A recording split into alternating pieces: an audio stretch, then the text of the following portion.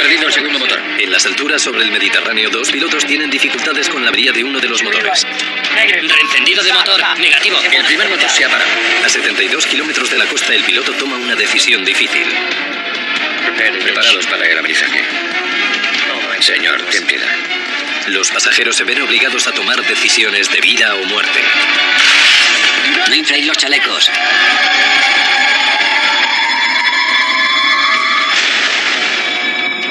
El accidente descompondría familias. Pondría en marcha un enorme dispositivo de rescate en alta mar. Y una investigación internacional para averiguar por qué los dos motores de uno de los aviones más comunes se detuvieron en pleno vuelo.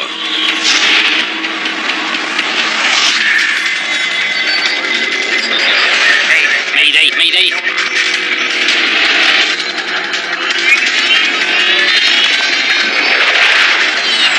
Mayday, catástrofes aéreas. Esta es una historia real, basada en los informes oficiales y los testimonios de los testigos. Amerizaje. 6 de agosto de 2005, Bari, Italia. Una antigua ciudad portuaria en el mar Adriático, donde el pasado se mezcla con el presente. Al norte de esta histórica ciudad se encuentra el Aeropuerto Internacional de Bari, donde circulan 10 de las principales aerolíneas y 500.000 de pasajeros al año. Una de estas aerolíneas es la tunecina Tuninter. El capitán Shafiq Garbi es uno de sus pilotos. Hoy está al mando del vuelo 1153. Este tunecino de 45 años es un piloto militar con un historial de vuelo impecable. El copiloto de Garbi es Ali Kebayer, de 28 años. ¿Cuánto combustible vamos a añadirle? 400 kilos. 2.700 en total. Sí. El comandante Garbi y su copiloto han volado de Túnez a Bari para recoger a 34 pasajeros italianos.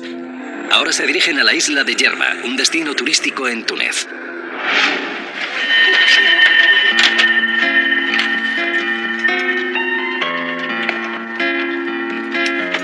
Entre los pasajeros se encuentra el oficial de policía Luca Squicciarini, de 31 años. Su novia Paola viaja con él. En un principio íbamos a ir a Cabo Verde, no a Yerba. Lo que ocurre es que por aquel entonces había habido algunos atentados terroristas. El avión a Cabo Verde salía de Roma o Milán. Pero al ser dos aeropuertos principales, Paola tenía miedo de que hubiese un atentado. De modo que decidimos no ir a Cabo Verde. Era mi primer viaje con Paola. Nos habíamos conocido el invierno anterior. Y teníamos pensado casarnos al año siguiente. Para ajustar el cinturón de seguridad, tire de su extremo. Para desabrocharlo, levante la parte superior de la hebilla. Los chalecos salvavidas se encuentran situados debajo de sus asientos. Para inflar el chaleco salvavidas, tire con fuerza del cordón rojo. Si necesita volver a inflarlo, sople por la boquilla.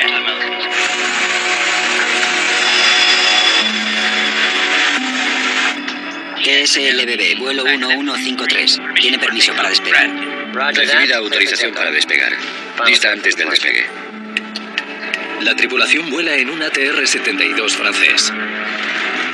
La turbohélice pequeña es perfecta para vuelos cortos. No requiere un gran mantenimiento y no consume mucho combustible. Poco después de las 2:30 de la tarde, el avión despega.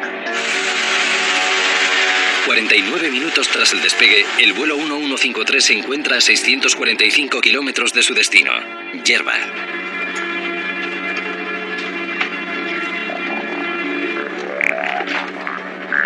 Empezamos a charlar con otros pasajeros. Estábamos contentos. Hablábamos de las vacaciones. Entonces, a 120 kilómetros de tierra y a 20.000 pies sobre el mar, el motor derecho del avión se para. Hemos perdido el segundo motor. Hay que bajar hasta los 7.000 pies. TUI 1153, requerimos nivel 170. TUI 11. El comandante Garbi inicia un descenso de emergencia. Descendiendo a nivel 170. Si uno de los motores se para, hay que bajar de altitud. El aire es más espeso y la hélice más eficiente. Con un solo motor, el ATR-72 vuela mejor a una altitud de 7.000 pies. Palanca de potencia en ralentí. Botón de arranque. La tripulación tiene dificultades para encender el motor derecho. Negativo. Comprobando. Y entonces, menos de 2 minutos después del fallo del primer motor. Espera. El motor número 1 se ha parado. Los 2 motores del avión habían dejado de funcionar.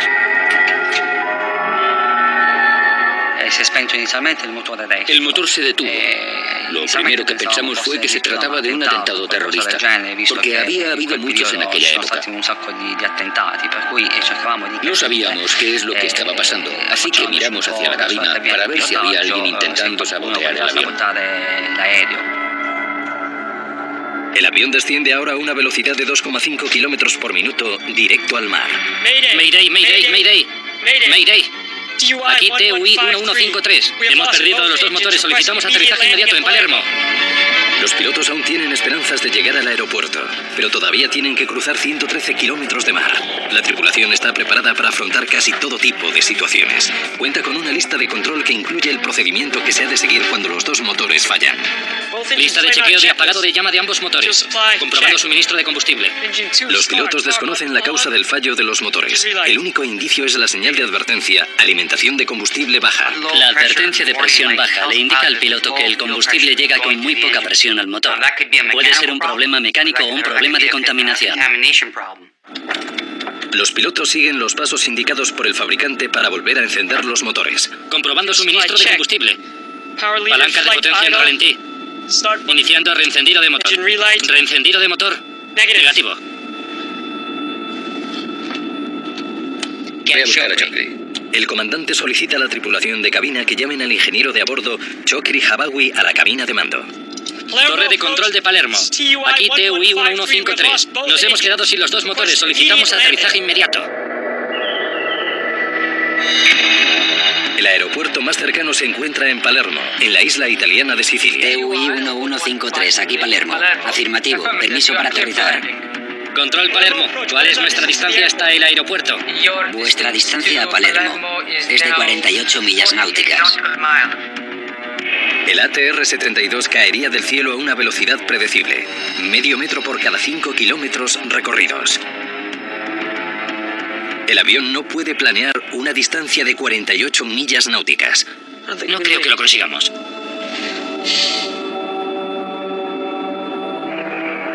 Si no pueden volver a poner en marcha los motores, se verán forzados a amerizar.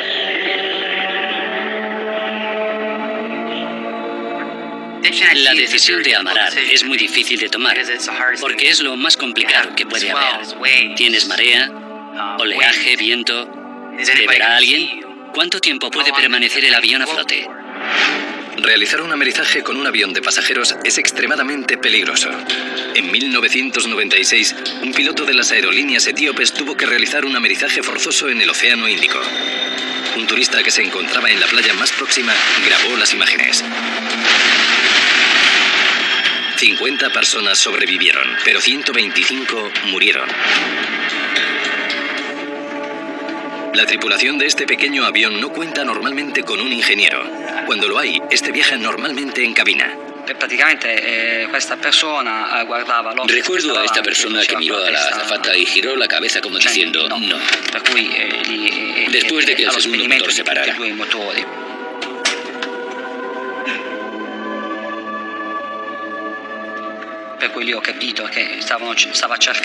Ese gesto revelaba que no había nada más que hacer. La tripulación del vuelo 1153 ha hecho todo lo que estaba en sus manos. Se les agota el tiempo y las opciones.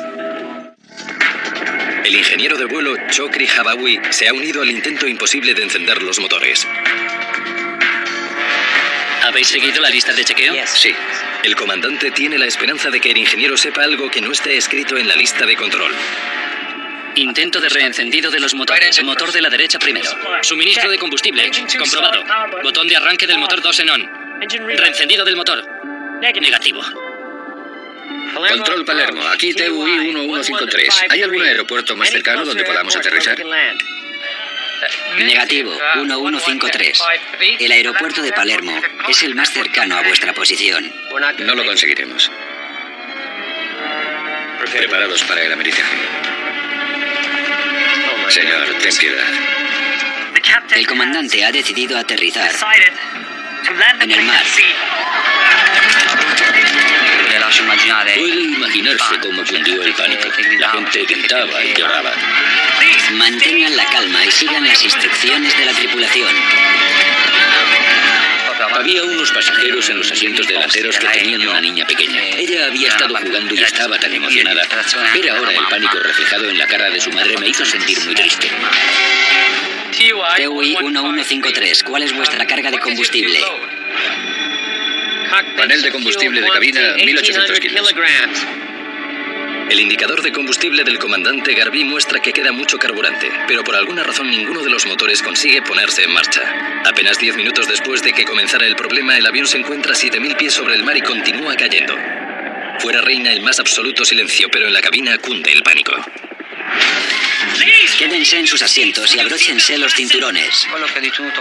Mi primer instinto fue desabrocharme el cinturón para evitar quedar atrapado en el agua. No quería quedarme atrapado en mi asiento y hundirme. En segundo lugar, me puse el chaleco salvavidas y lo inflé rápidamente. Lo hice para suavizar los posibles golpes del impacto. No infle el chaleco hasta que salga del avión.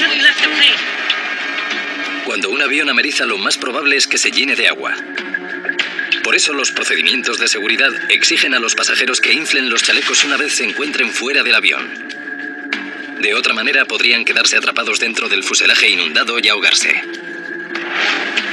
En el accidente de las aerolíneas etíopes, muchos de los pasajeros hicieron caso omiso a esta advertencia y se ahogaron después de haber sobrevivido al primer impacto. Negativo. Los motores averiados no son el único problema al que se enfrenta la tripulación.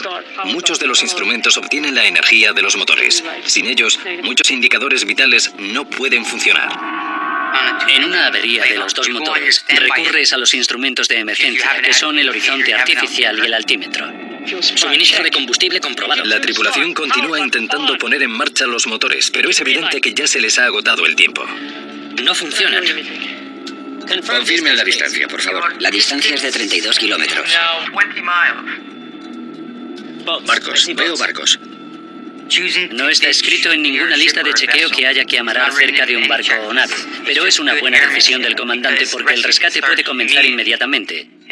Y por tanto, las posibilidades de sobrevivir aumentan. Control Palermo. Aquí TUI 1153. No podemos llegar al aeropuerto. Vemos dos barcos a la izquierda. Nos dirigimos allí. Si podéis, avisadlos. El comandante Garvey pone rumbo hacia los barcos. ¿Podéis enviar helicópteros o algo parecido? ¡Rápido, rápido, rápido! Emergencia. A todas las unidades marinas. Avión en apuros a 20 millas náuticas de Palermo. Antes de que el avión choque contra el agua, los equipos de rescate están en camino.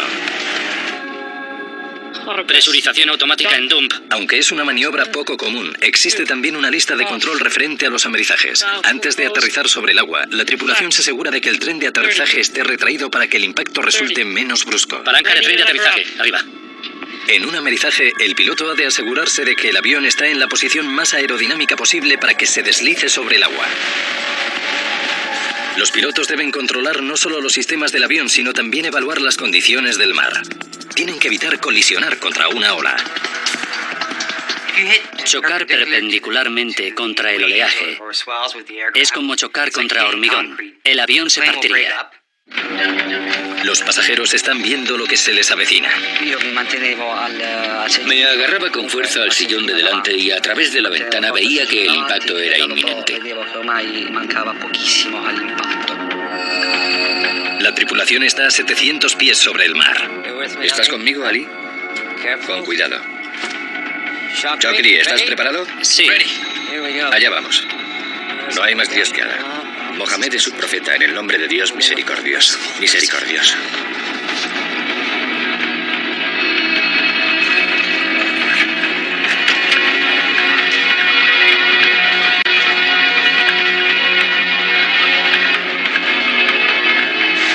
El avión choca contra el agua a una velocidad de 234 kilómetros hora.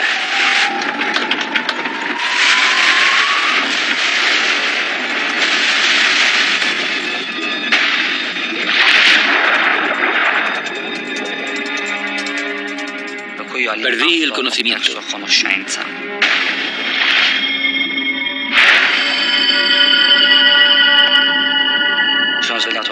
Me desperté en el agua. Estaba sumergido a 2 o 3 metros. Subí a la superficie y solo llevaba los calzoncillos. Perdí el chaleco salvavidas y la ropa en el impacto. Salí a la superficie y me agarré a una bolsa. ¡Paola! Estaba en shock. Me rodeaban toda clase de cosas. Pensaba continuamente en Paola. Creía que iba a morirme porque escupía sangre. Sentía que mis pulmones estaban llenos de sangre.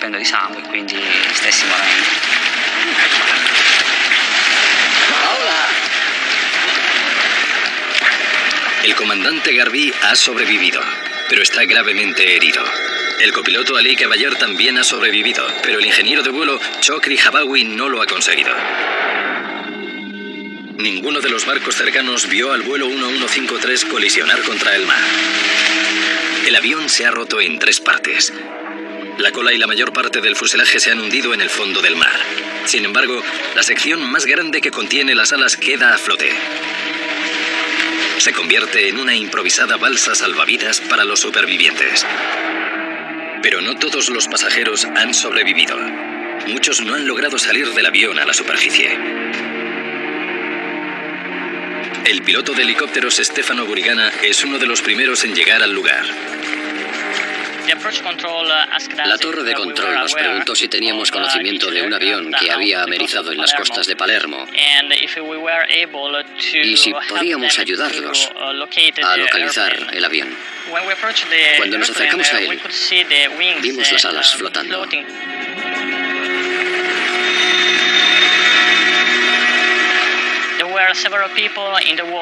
Había gente en el agua. Había gente alrededor de ellas, con los chalecos salvavidas.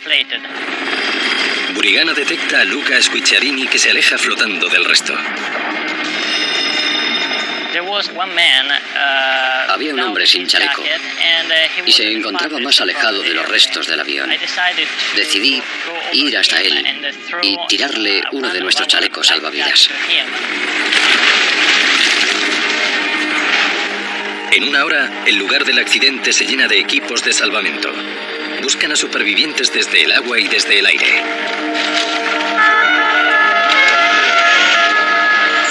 Rescataron a 23 personas del Mediterráneo. Pero 16 murieron, incluida Paola Di Chaola. Mis familiares me lo contaron unos días después, cuando todavía seguía en el hospital. No reaccioné. Paola se había ido. Reaccioné cuando llegué a casa. Cuando llegué a casa y fui al cementerio, comprendí lo que estaba sucediendo. Ese fue realmente el momento en que me vine abajo. Es muy probable que los que murieron no tuvieran la ocasión de nadar hasta la superficie. Las heridas tan graves les habrían impedido escapar después de que el avión chocase contra el agua. En este accidente, la mayoría de los supervivientes iban sentados en la parte trasera del avión. La mayoría de los que murió en la delantera.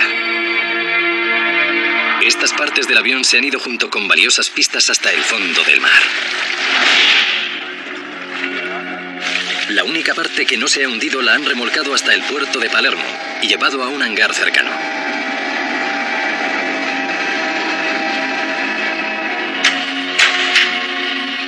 Un equipo de la Agencia Nacional Italiana para la Seguridad del Vuelo, la ANSV, comienza a buscar pistas. El objetivo de su trabajo, averiguar por qué los motores se pararon en mitad del vuelo 1153.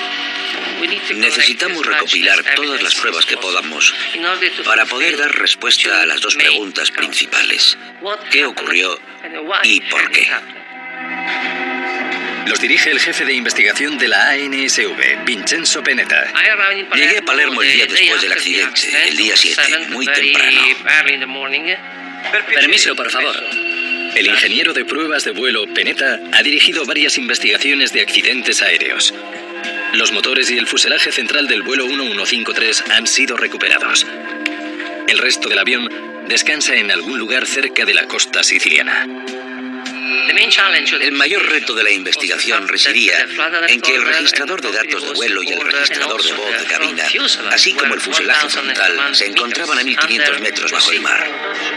Mientras que la Marina italiana busca los restos del naufragio y las cruciales cajas negras, el fabricante europeo de la aeronave ayuda a los investigadores italianos.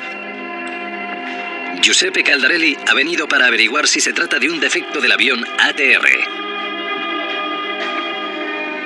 Cada vez que ocurre un accidente, aunque solo muera una persona, es una catástrofe para mí. Cientos de ATR-72 cruzan los cielos cada día. Estas aeronaves tienen una estructura muy consistente y sistemas sólidos, y resultan muy rentables.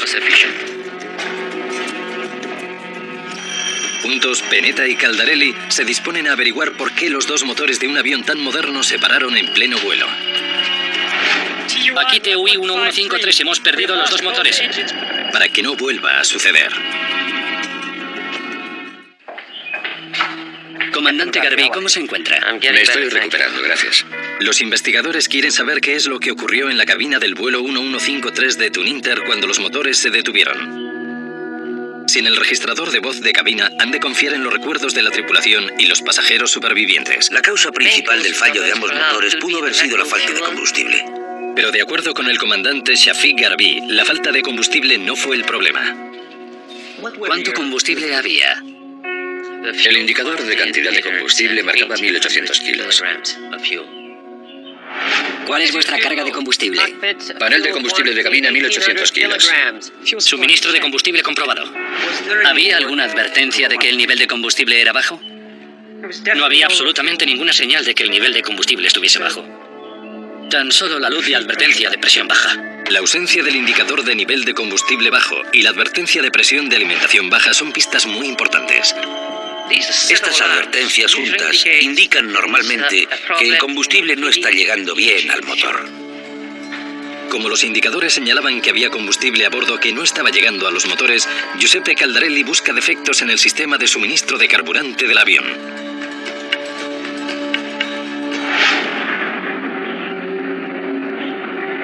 Cuatro años antes, un Airbus de Air Transat había sufrido un corte en el conducto que suministra el carburante al motor derecho. El avión acabó perdiendo todo el combustible y los dos motores se pararon.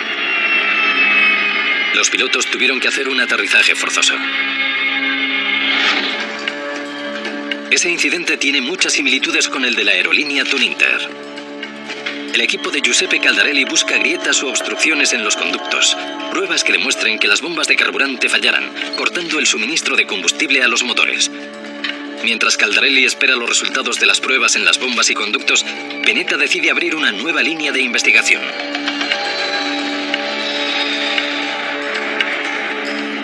Estudia la posibilidad de que el carburante de a bordo estuviese contaminado.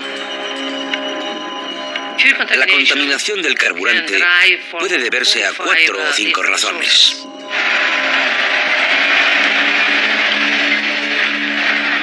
El carburante de queroseno de los aviones es muy delicado. Si no se almacena o transporta debidamente, puede contaminarse con agua, arena u hongos, o incluso con residuos adherentes de las mangueras de los tanques de reabastecimiento. Esto puede ocasionar que el carburante no combustione debidamente, provocando el fallo de los motores. ¿Cuánto combustible vamos a añadirle? 400 kilos. El avión repostó combustible por última vez en Bari. Se están tomando muestras del tanque que lo suministró para analizarlas. Penetta tendrá que comprobar si uno de estos contaminantes llegó al vuelo 1153, impidió la combustión y ocasionó el fallo de los dos motores. Los sedimentos pueden pasar del camión tanque al avión, de modo que el alimentador de combustible puede atascarse y dificultar el buen funcionamiento del motor. Los técnicos extraen los filtros de carburante del camión tanque para determinar si hubo contaminación. Se limpian las mangueras y uniones de los conductos en busca de residuos adherentes o colonias de microorganismos que se enviarán a un laboratorio del Ejército del Aire italiano para su análisis. El carburante se filtra en busca de partículas minúsculas.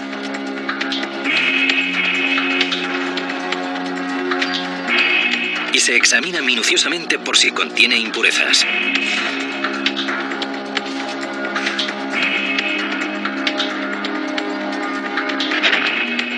Los filtros del camión también se inspeccionan por si contuvieran residuos o sedimentos de los tanques. Mientras tanto, en Palermo, Caldarelli y los técnicos obtienen todas las pruebas de los conductos y bombas de carburante del vuelo 1153. Las pruebas son rigurosas, los resultados concluyentes. El conducto de alimentación estaba en buen estado, no había fugas.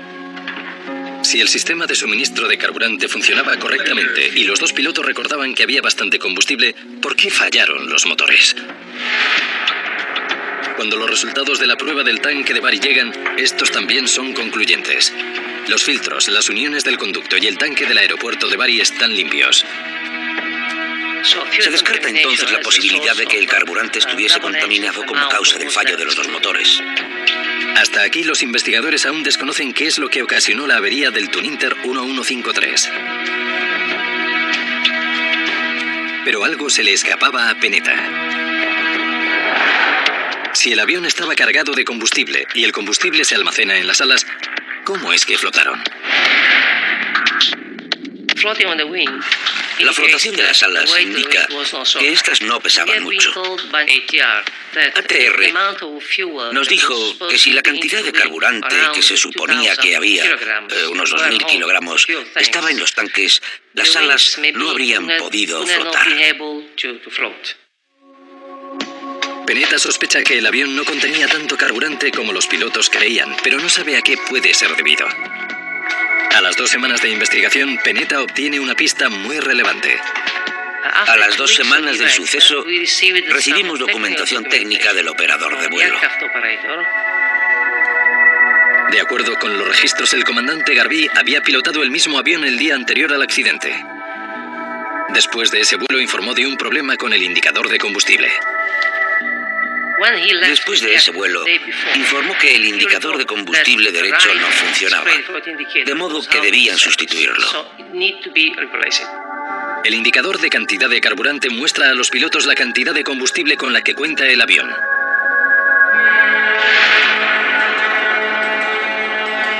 Las luces del indicador no estaban funcionando bien y el comandante Garbí lo anotó en el registro de mantenimiento.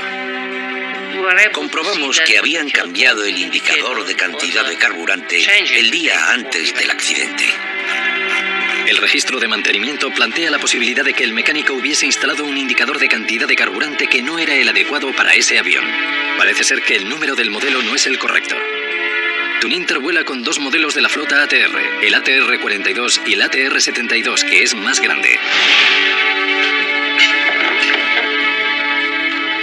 Los indicadores de cantidad de carburante de ambos aviones son idénticos, excepto porque el número de modelo no coincide.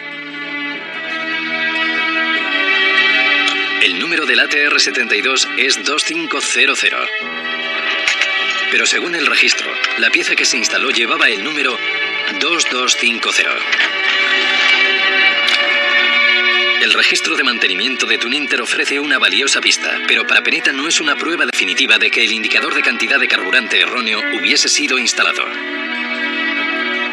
Podría tratarse de un error en la documentación del avión, así que tenemos que comprobarlo.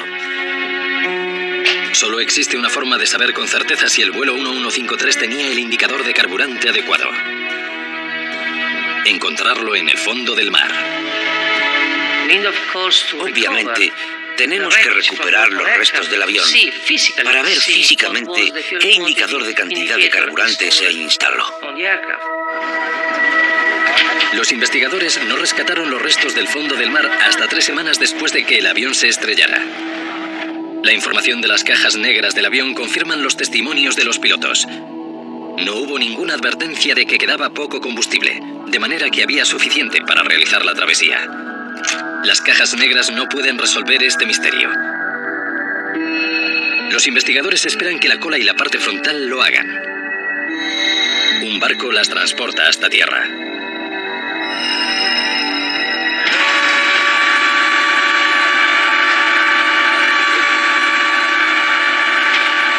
Peneta está presente cuando descargan la cabina. Solo le interesa comprobar una cosa.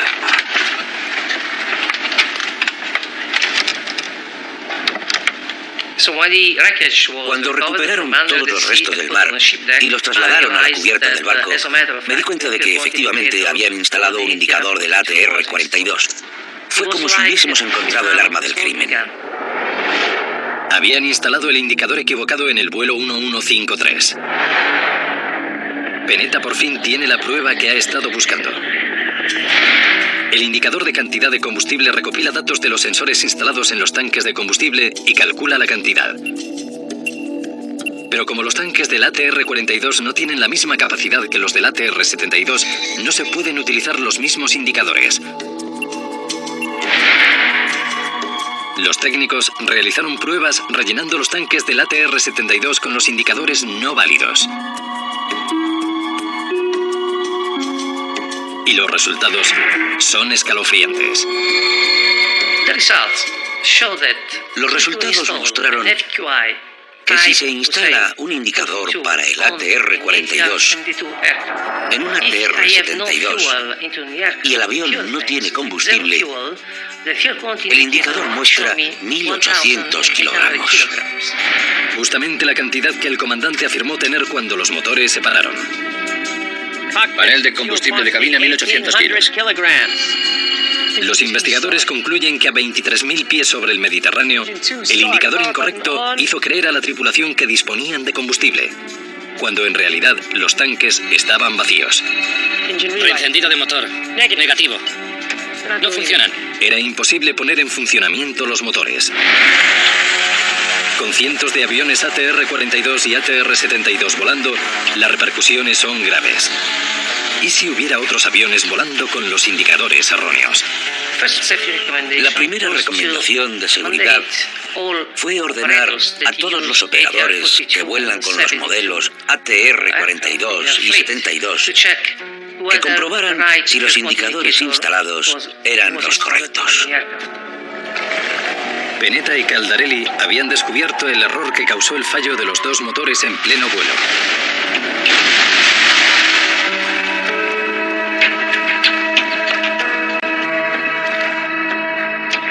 Pero el caso aún no está cerrado. Los procedimientos regulares de vuelo tendrían que haberse percatado del error antes del despegue y haber prevenido el desastre.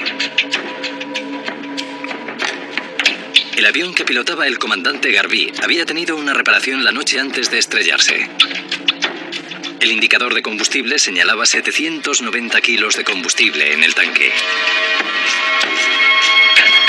Después de instalar el nuevo indicador, esta cifra aumentó hasta 4 veces, mostrando que a bordo había 3.100 kilos. A la mañana siguiente, el comandante Garvey se dio cuenta de que el nivel de combustible había subido y supuso que lo habían repuesto. Pero cuando en un avión se reposta combustible, se deja una nota de repostaje en la cabina. ¿Y la nota de repostaje? El piloto le preguntó al técnico de operaciones dónde estaba la nota de repostaje, pero este no pudo encontrarla.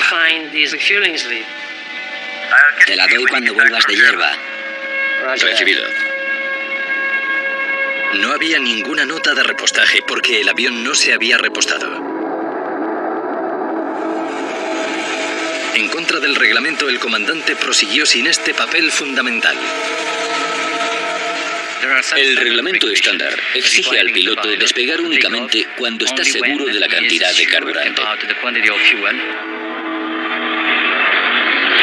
Con el indicador erróneo y menos cantidad de combustible de lo que pensaba, el comandante Garvey se dirige a Bari y llena el avión de pasajeros para el último tramo de vuelo hasta Yerba.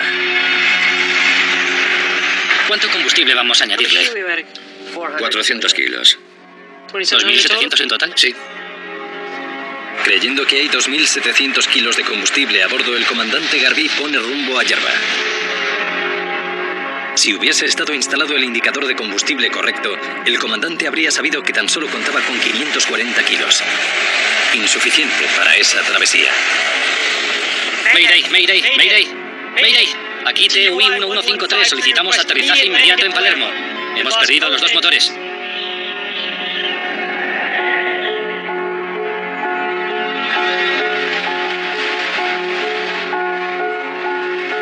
La investigación de Peneta llega a su fin. redacta el último informe. Su colega Giuseppe Caldarelli hace una atrevida declaración. Incluso sin carburante y con los motores averiados, el vuelo 1153 podría haber aterrizado. El avión estaba en una posición que le permitía llegar a Palermo. TUI 1153. Caldarelli se pregunta si los pilotos hicieron todo lo que estaba en sus manos para llegar sanos y salvos a Palermo. TUI 1153. Los investigadores obtienen algunas respuestas inesperadas tras observar a pilotos realizar el mismo vuelo con los mismos problemas en el simulador. Vale, ahora tenemos un grave problema porque el segundo motor se ha parado. La investigación de Vincenzo Penetta sobre el accidente del vuelo 1153 de Tuninter ha desvelado los acontecimientos que lo provocaron. Ahora él y Giuseppe Caldarelli tienen que resolver una cuestión. ¿Cometieron los pilotos errores que costaron la vida de los pasajeros?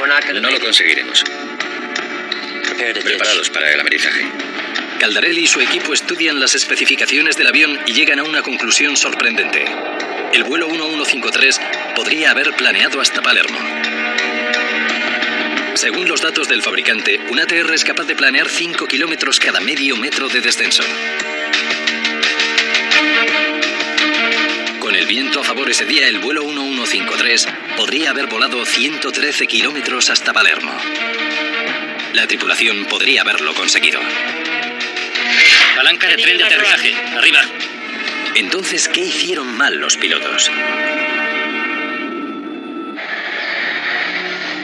Para responder a esta pregunta, Penetta y Caldarelli recrean el vuelo 1153 en el simulador de las instalaciones de ATR en Francia.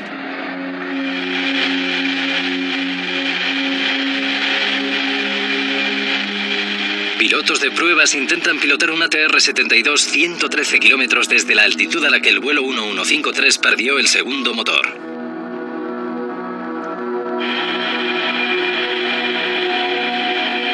Se ha solicitado la simulación para determinar el alcance de la aeronave desde el fallo del segundo motor.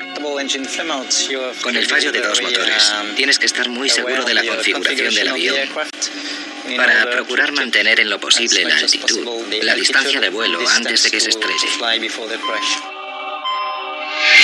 Espera. El motor número 1 se ha parado. Sin los dos motores funcionando, la prioridad es mantener el avión planeando el mayor tiempo posible. Para conseguirlo, los pilotos pueden cambiar el ángulo de las hélices. Al obtener menos resistencia, aumenta el tiempo de planeo. Es importante abanderar las hélices para reducir la resistencia. Abanderar las hélices requiere cambiar su ángulo contra el viento. Esta maniobra reduce la resistencia. Cuando quieres reducir la resistencia de las hélices en vuelo, primero tienes que disminuir la palanca de potencia al ralentí y a continuación la palanca de control de revoluciones de la hélice. Los pilotos no abanderaron las hélices cuando los motores se pararon. Las hélices opusieron una enorme resistencia. De haberlo hecho, la tripulación del vuelo 1153 podría haber pilotado más allá de donde llegó. Bajemos a 17.000 pies. Cuando el segundo motor del comandante Garbí falló, se encontraban justo por debajo de los 22.000 pies. Para seguir reduciendo la resistencia a esa altitud, el avión debería haber disminuido su velocidad a 255 km/h, que es la velocidad de planeo ideal del ATR-72. Sorprendentemente, para recorrer una mayor distancia, el piloto no debe volar a la velocidad máxima. Cuanto más rápido vuela un avión, más presiona el aire contra él, creando resistencia. Cada avión tiene una velocidad óptima para alcanzar el máximo recorrido. La tripulación continuó volando a una velocidad de hasta 80 km/h más de su velocidad óptima, lo que aumentó la resistencia del aparato y redujo la distancia que podrían haber avanzado. Abanderando las hélices y reduciendo la velocidad, el piloto del simulador en Francia pudo llegar a Palermo. ¿Estás conmigo, Ali? Con cuidado.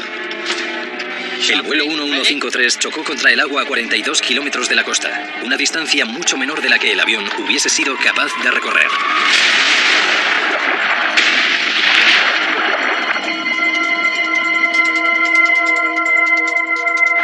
La simulación confirma que la tripulación podría haber conseguido aterrizar. Teóricamente hubiera sido posible alcanzar la costa, pero hubiese sido muy difícil. En el simulador, los pilotos tenían una gran ventaja con respecto a los pilotos del vuelo 1153. Ellos no se encontraban en una situación de vida o muerte y sabían que tenían que planear para conseguirlo. Suministro de combustible, comprobado. Sin embargo, el comandante Garvey no sabía que no tenía combustible. No pensó que tendría que planear hasta Palermo. En su lugar, Garvey se centró en intentar encender los motores, y abanderar las hélices no es parte de ese procedimiento. Si el comandante hubiera sabido que se había agotado el carburante, seguramente habría actuado para maximizar el planeo. Al darse cuenta de que los motores no se encendían, se concentró en encontrar un lugar donde amerizar el avión. El comandante Garvey también tuvo que lidiar con la falta de instrumentos e interrupciones de radio. TUI 1153, ¿cuál es vuestra carga de combustible? Panel de combustible de cabina, 1.800 kilos. Y más importante aún, el comandante Garvey tenía que considerar las vidas de 34 pasajeros. Obviamente es mucho más fácil hacer frente a este tipo de situaciones en el simulador. Porque si te equivocas, si estrellas el avión, tienes el botón mágico restaurar y vuelta a empezar. En la vida real no es así. Tienes la vida de los pasajeros en tus manos y la tuya propia. La distancia es de 32 kilómetros. No lo conseguiremos.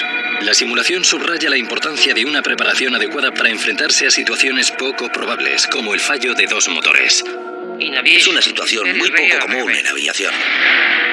El informe de Vincenzo Penetta insta a las aerolíneas a entrenar a sus pilotos en el amerizaje sin motor. Una mejor preparación de los pilotos es solo una de las 17 recomendaciones en el informe sobre el accidente. Quizá la más importante sea la recomendación a ATR de que rediseñe el indicador de cantidad de carburante. Para prevenir que se pueda instalar un indicador de cantidad de carburante del modelo 42 en uno del modelo 72 y viceversa.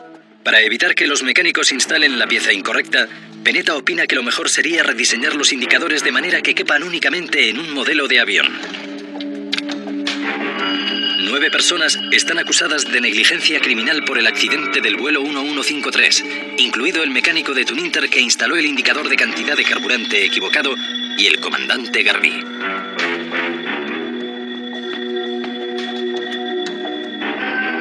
Te la doy cuando vuelvas de hierba. Recibida. No hay una causa única que produjera el accidente. Este accidente, como muchos otros, fue provocado por una serie de acciones, una serie de acontecimientos conectados entre sí. Es algo insólito. Habría aceptado que el motor se averiase o se rompiese una ventanilla, pero que haya muerto gente porque no había carburante. Intento de reencendido de motor. El vuelo 1153 se estrelló como consecuencia de una serie de errores graves cometidos en tierra y en el aire. Pero el registrador de datos de vuelo muestra que la última maniobra de la tripulación antes de chocar contra el agua fue absolutamente perfecta. Allá vamos. Según las pruebas disponibles, el registrador de datos de vuelo y los testimonios de la tripulación superviviente, el avión tocó el agua primero con la parte delantera, a una altitud compatible con el punto óptimo de altitud de la aeronave, que es de 9 grados. El comandante Garvey elevó el morro del avión 9 grados justo en el último instante, de manera que en lugar de estrellarse contra el mar, planeó sobre la superficie.